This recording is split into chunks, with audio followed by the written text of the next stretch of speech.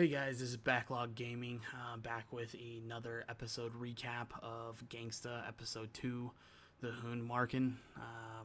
In this episode, it starts out very comic. You see a little girl by the name of Nina come to the handyman headquarters. She does knock on the door. The door is answered by Alex. Now, Alex is wearing something that she most likely would sleep in, very scantily clothed. From there, she is a little startled and afraid that, I don't know this individual, why are you here? And kind of starts to freak out. At that point in time, Warwick enters the time frame, the frame, and you see him wearing a very tiny shirt.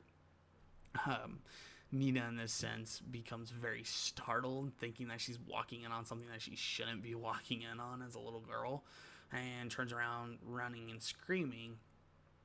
At that point, when she turns the corner, she runs into Nicholas, where she does cheer up because apparently she likes Nick. He can be crabby sometimes, as she uses in a line later on, but she's alright with Nick. They go up, they're discussing business. Apparently she works with another individual by the name of Dr. Theo. Now, she mentions that Dr. Theo is being oppressed by some tag member, is how she references it. Basically stating that he's trying to be put up and basically organized to make allegiance with one type of gang in the city. Nina essentially is going to request that the handymen come over and take care of the situation. Upon doing this, Nina grabs her stuff and she gets ready, and she's about to hand out with Nicholas to go over there and basically see what's going on. Where Rourke sees people hanging out in the alley, some suspicious characters. Now, he stays behind to investigate that further and ends up using Alex as a distraction. Now, apparently, these individuals were supposed to nab up and capture Nina to probably hold her ransom for the people, basically Dr. Theo, to succumb to their means and their terms. Essentially, what ends up happening is Alex goes over there, starts working her A game, trying to get fucked, be a prostitute, service a man, whatever. They end up turning around. They're like, "Oh, we don't need you.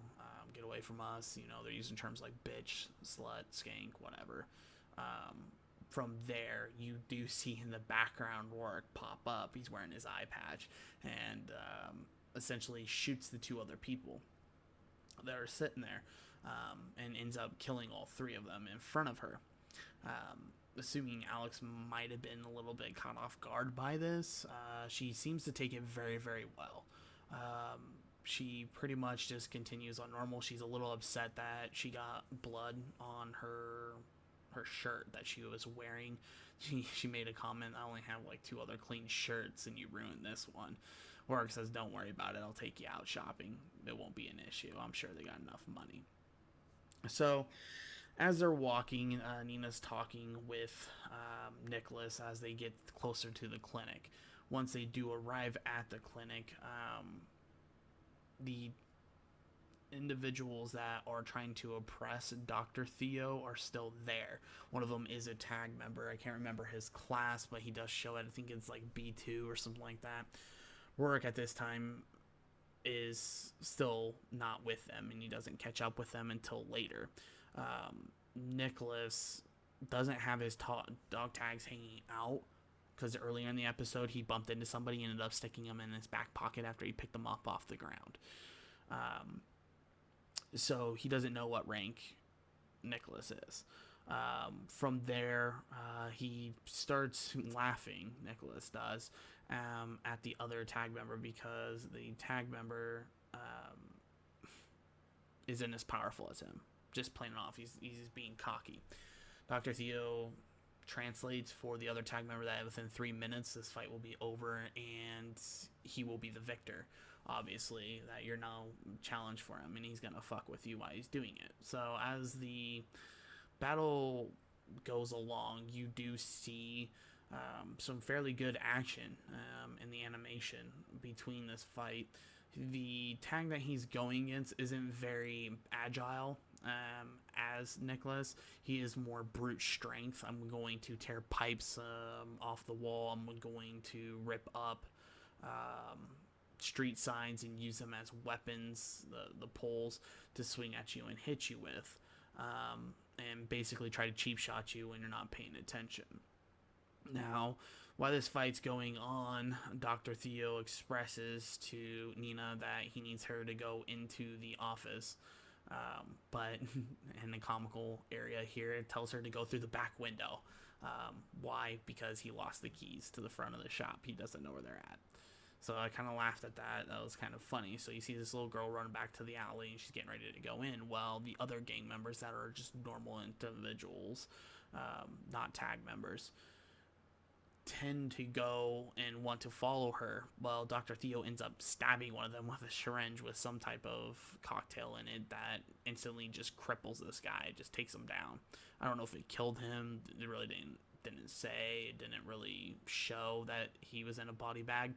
He then says that the nurse isn't available, but the doctor would be able to help them, and opens up his lab coat where he has a whole bunch of syringes sitting in there. The individuals are kind of freaked out. They backed off immediately at that point. It goes to continue with the fight going forward where Dr. Theo keeps setting in place rules that Nicholas needs to follow.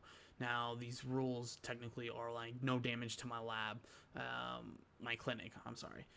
No damage to the clinic, no scratches on Nina, that type of stuff, or I'm not going to pay you, blah, blah, blah. Right after he says that there's not supposed to be any damage to the clinic, the guy that he is fighting, the other tag, ends up smashing a pipe into the side of it.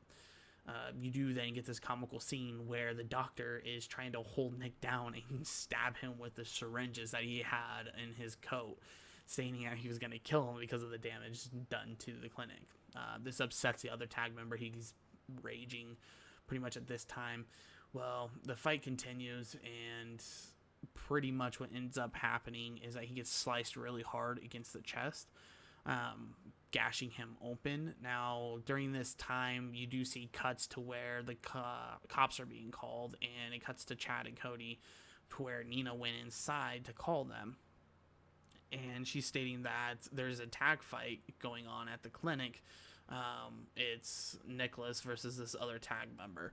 Well, the cops, Chad, instantly becomes pissed off. He knows that there's going to be a lot of destruction, a lot of environmental damage because of these two fights, and he's kind of made it known, I guess, to Nick and Warwick that if there was to be a fight between tags, that it needs to be in some place outside of town.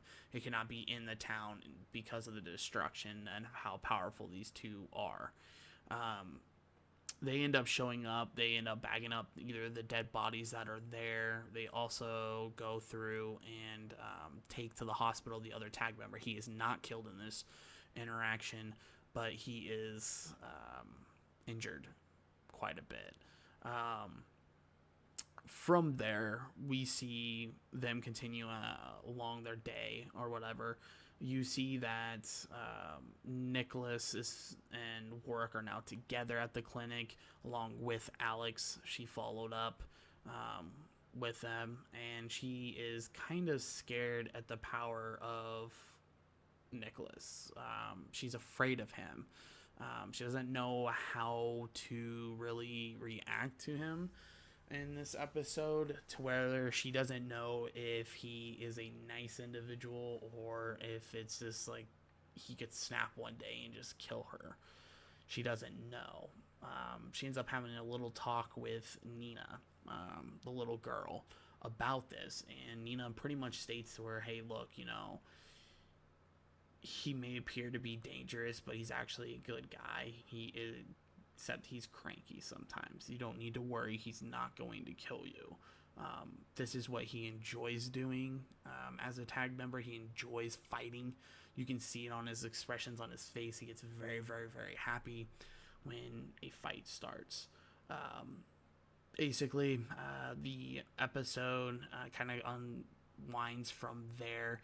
You do see the other tag member and who hired him is kind of in the shadows, so you can't see their face or anything, but you can tell that individual's not happy. He's having a conversation that you failed and then you came back here.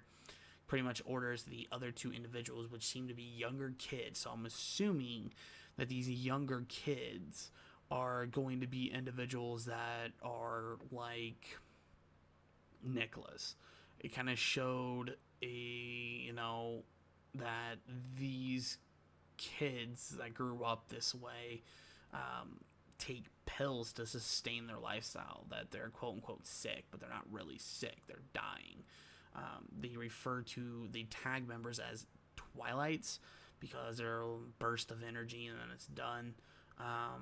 So I'm wondering if they have to take this medication. I know that Dr. Theo supplies at least Nicholas with this medication to keep him alive, essentially. So I'm kind of curious. You don't see the other two kids' tags. You don't see them when they step out of the shadows a little bit, and you kind of see that moonlight gleam on them. But they end up killing the other tag individual, the B02 level tag individual, who was begging for his life, even admitted that he would do the crime for free. From there, my overall impressions of this episode is the fight was a little bit longer than the first episode, to where you had the two tags fighting. I was really excited to see that. I was really excited to see what fighting somebody on his level would actually be like. To come to find out, this guy's not on his level at all. But he is another tag individual, so it's just not like, oh, I just cut through you like butter.